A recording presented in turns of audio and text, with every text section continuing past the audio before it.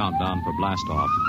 X minus 5, 4, 3, 2, X minus 1, fire.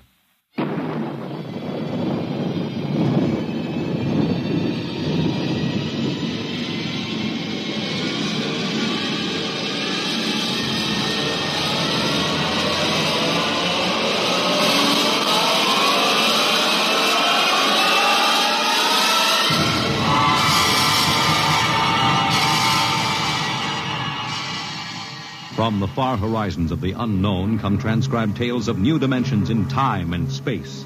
These are stories of the future, adventures in which you'll live in 1,000,000 could-be years on 1,000 maybe worlds. The National Broadcasting Company, in cooperation with Street and Smith, publishers of astounding science fiction, presents X minus 1.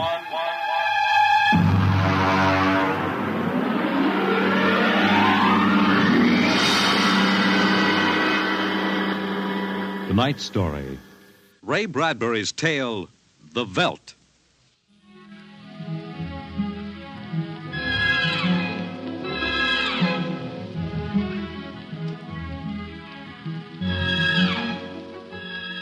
This is the office of Dr. David McLean, resident psychiatrist of the new Chicago Institute of Human Engineering.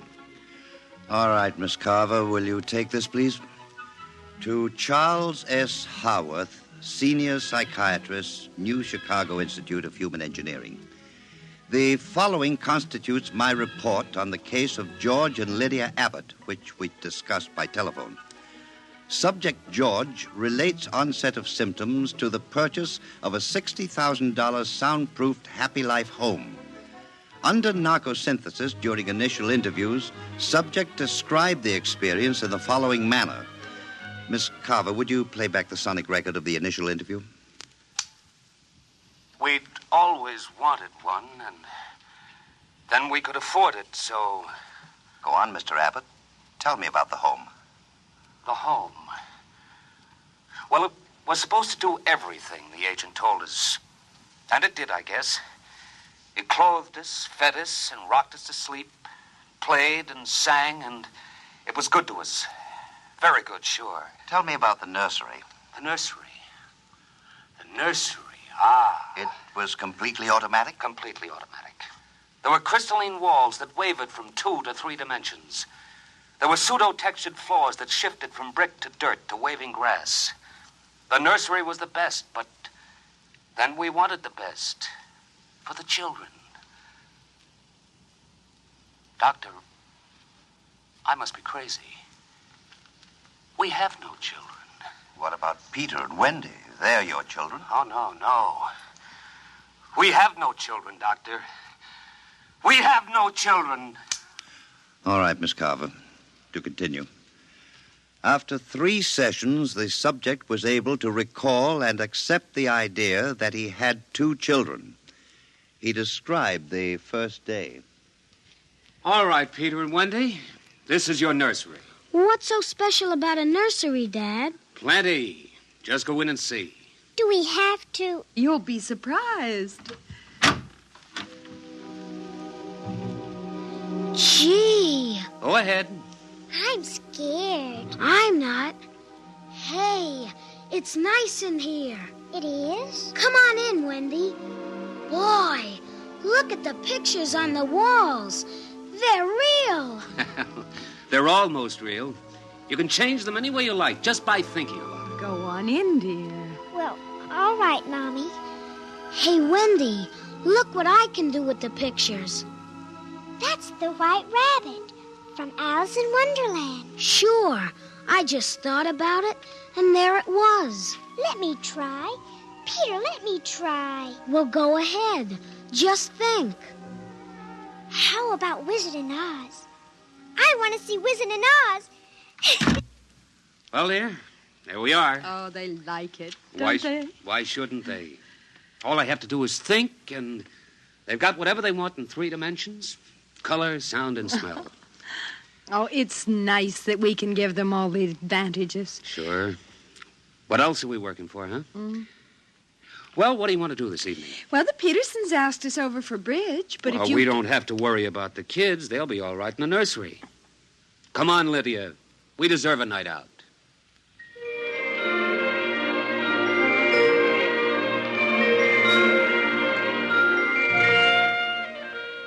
And in the nursery, the walls were a kaleidoscope of time and space and imagination. The green forest of Sherwood and the quiet forms of Robin and his merry men gave way to the roll of the high seas and the smell of salt in the air as Sir Henry Morgan sailed into the harbor at Jamaica. And behind the crystalline quartz walls, the vacuum tubes and grids and banks of metal image tape spun quietly and efficiently, erasing the line between illusion and reality. Of course, the electric bill from Consolidated Utilities was tremendous, but it was worth it. The happy life home breathed contentedly as life proceeded with soft automaticity as guaranteed in the brochure and bill of sale. George. George, I wish you'd look at the nursery. What's wrong with it? I don't know. I was in the nursery last week. It's perfectly all right. It's different now. What do you mean, different? I want you to come and see. Are the kids there? No. Madge Allen took them to a show along with her kids. That's why I want you to look at it now, before they get back. Oh, all right. What you expect me to do, I don't know. I'm no mechanic. This isn't a question of a leaky faucet, George. All right, dear. I'm coming.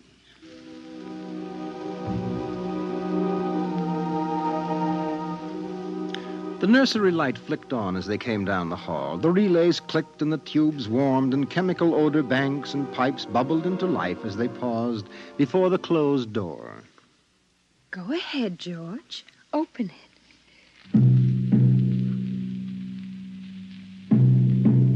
On all sides, in 3 dimensions, stretched the hot, tired landscapes of an African veldt reproduced to the last stick and pebble and bit of straw. The ceiling above them became a sky with a hot yellow sun. A wind blew in from the baked Veltland. The hot straw smell of lion grass. The cool green smell of the hidden waterhole. The great rusty smell of animals. The howl of the jackal in the distance. And the papery rustling of the great vultures that wheeled and circled under the yellow burning sun. Let's get out of this, son. It's a little too real. Oh, George, you promised you'd look around. Well, I don't see anything. Wait a minute. There are the vultures. Filthy creatures. There are the lions. Far over that way. Yes, I see them. Oh, they're on their way to the waterhole. They've just eaten. It's some animal. A zebra or a baby giraffe, maybe. Can you see it? Are you sure? It's a little late to be sure. Nothing over there but clean bone and the vultures swooping down for what's left. Did you hear that scream? What scream? About a moment ago. Sorry, no. Oh, here come the lions. George, they're frightening. Take it easy, Lydia. They're just illusion.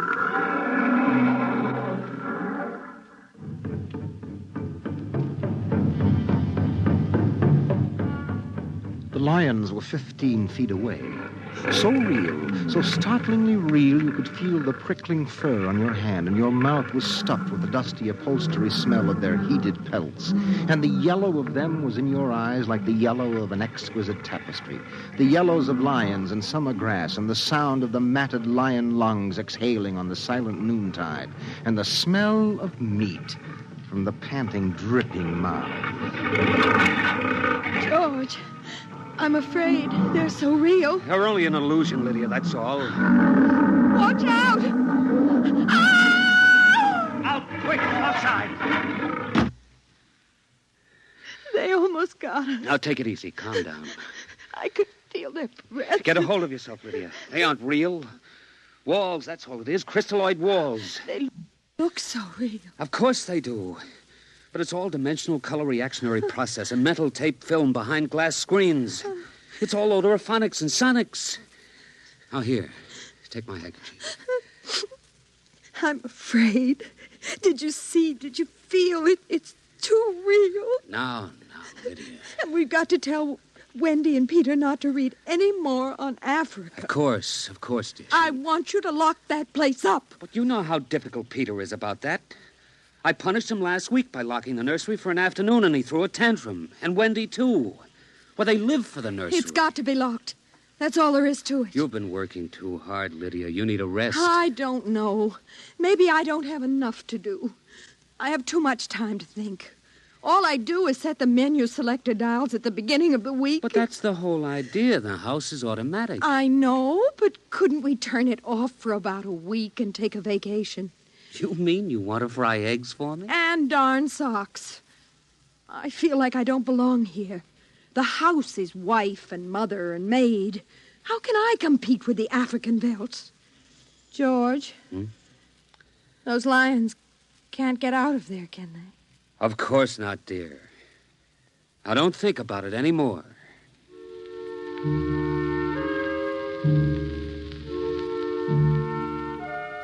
They ate alone. He sat idly watching the dining room table produce warm dishes of food from its mechanical interior. You forgot the ketchup. That's better.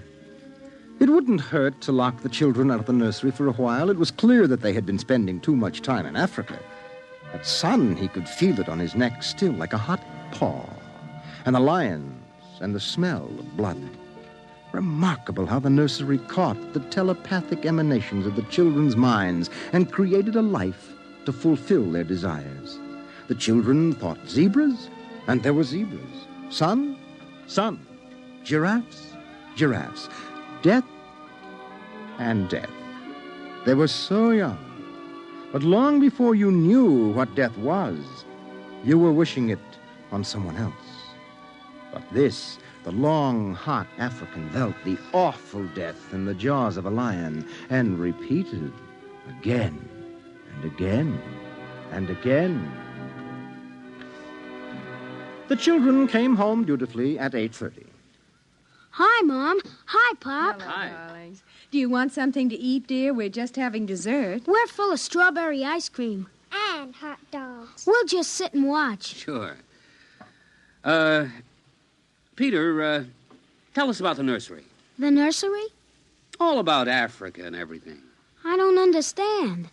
Well, your mother and I were just traveling through Africa with rod and reel. There's no Africa in the nursery. Oh, come now, Peter. We know better.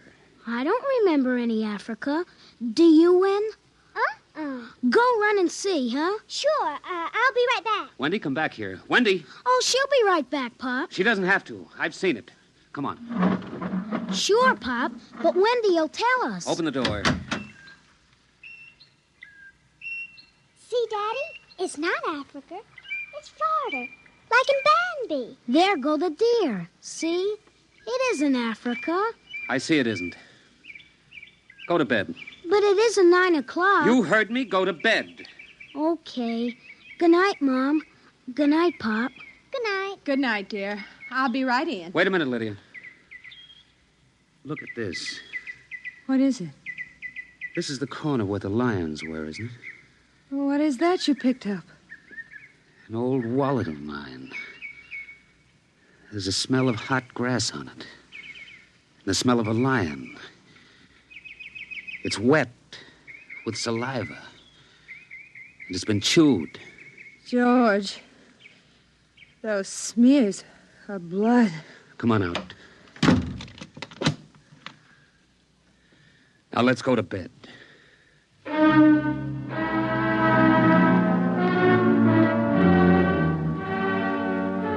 But in the middle of the night, he was still awake, and he knew his wife was awake. George, how did your wallet get in the nursery? I don't know. Wendy must have changed the walls from the African Velt. I'm going to keep it locked. Maybe it isn't good for the children. My father used to say children are like carpets. They should be stepped on occasionally. We've never lifted a hand. They're spoiled and we're spoiled.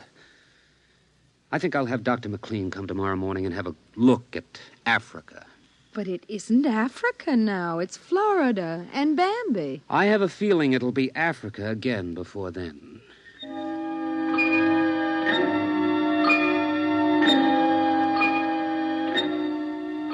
Although their automatic somno beds tried very hard, the two adults could not be rocked to sleep for another hour. A smell of cats was in the night air. And in the morning, the stove cooked French toast, and the dining room table poured the syrup and melted butter. Pop, Yes? you aren't going to lock up the nursery for good, are you? That all depends. On what? On you and your sister. We feel you should have some variety, dear. I wouldn't want the nursery locked up ever. Well, as a matter of fact, we're thinking of turning the whole house off for about a month. Sort of camping out. Be fun for a change. Now, don't you think so, Wendy? No, it'd be awful. I don't want to do anything but look and listen and smell. What else is there to do? Oh, all right. Go play in Africa. Are you going to shut off the house soon? We're considering it. I don't think you better consider it any more, Pop. I won't have any threats from you, son. Okay, Pop. Come on, Wendy. Let's get back.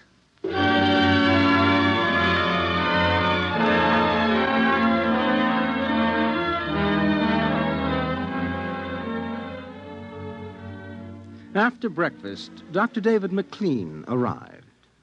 Oh, I saw the nursery last year, George. It looked all right to me. You didn't notice anything unusual? No, the pattern showed the usual violence, a tendency towards slight paranoia. All children feel persecuted by their parents. It's perfectly normal. There it is. Suppose we take a look at it now.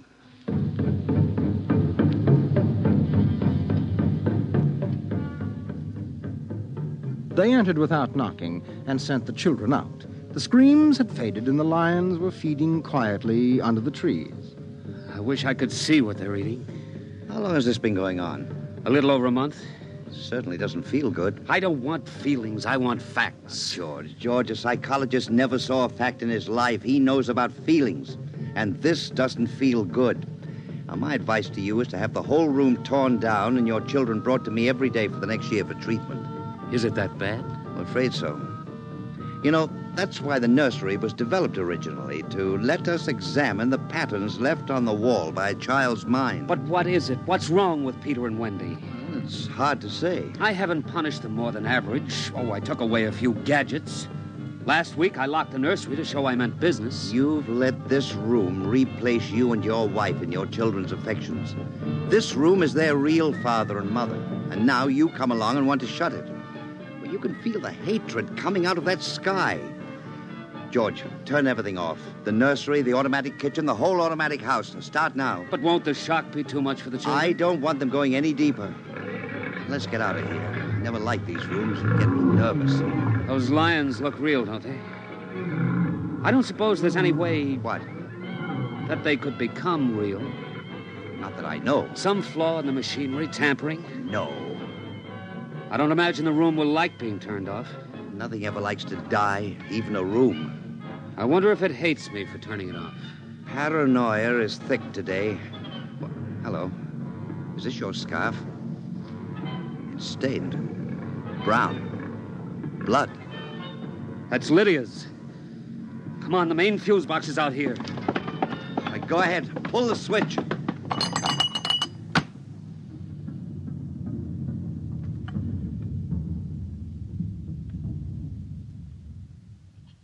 Yeah.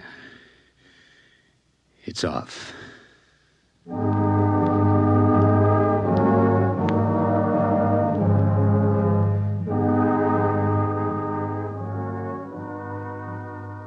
The two children were in hysterics. They screamed and kicked and threw things. They yelled and sobbed and swore and jumped on the furniture, weeping. It's off and it stays off. The whole house dies as of now. He marched around the house, cutting switches and pulling fuses. Don't let them do it. Don't let Pop kill everything. I hate you. I hate you. Insults won't get you anywhere. I wish you were dead. We were for a long while. Now we're going to start really living. Instead of being handled and massaged, we're going to live. Once more, Daddy. Just once more. One more minute of the nursery, that's all. Just one more minute. Oh, George, it can't hurt, really. Oh, all right. Only shut up. 1 minute, and that's the end. Forever. Gee, thanks, Pop. Thanks. And then we're going on a vacation. Dr. McLean is coming in half an hour to help us out. Lydia, turn on the nursery for just a minute. Oh, boy. Come on, Wendy. Come on. Thanks, Daddy. Thanks a lot. Just 1 minute, remember? Now, where'd I put those suitcases? Lydia! Don't shout, George. I'm right here. Did you leave them alone in the nursery? Well, I've got to get ready, George. Well, I guess we'd better get them out of there before they get involved with those beasts again. Pop! Pop, come here! Daddy! Mommy! Come on, quick. Wendy! Peter! What's the matter? Hurry up. Open the nursery. Wendy! Peter! They aren't anywhere. Wendy? Peter? Peter! The door. Open the door. They've locked it from the outside. Peter! Peter! Wendy! Peter! Open the door, dear! Let us out, Peter! Open the door. It's time to go. Open the door! George! The lions! Peter, do you hear me? Open this door! They're all around us, George! Son! Son, do you hear me? Let us out! Son! George! Look out! The lions! They're coming!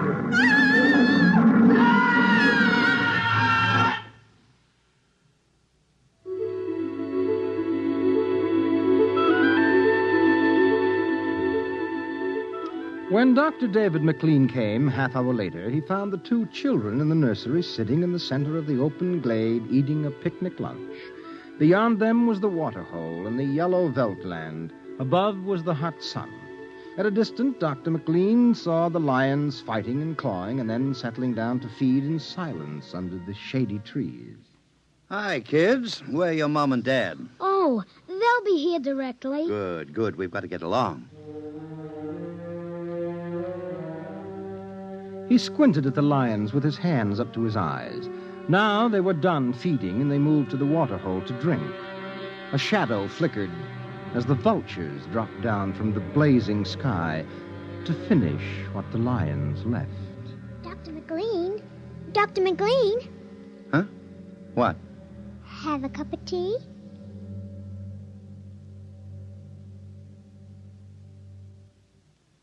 Which concludes my report to date. There were no lions, of course. Not in a physical sense. Lydia and George were devoured, however, almost as surely as if there had been lions. Their personalities were devoured by the mechanistic marvels which had usurped their role as parents. All four members of the family are under intensive therapy now and are doing as well as can be expected. Send that by telerope, Miss Carver. Oh, and would you ask George Abbott to step inside? I'm ready for him now. You have just heard X-1, presented by the National Broadcasting Company in cooperation with Street and Smith, publishers of astounding science fiction. Tonight, by transcription, X-1 has brought you The Velt, written by Ray Bradbury and adapted for radio by Ernest Kinoy.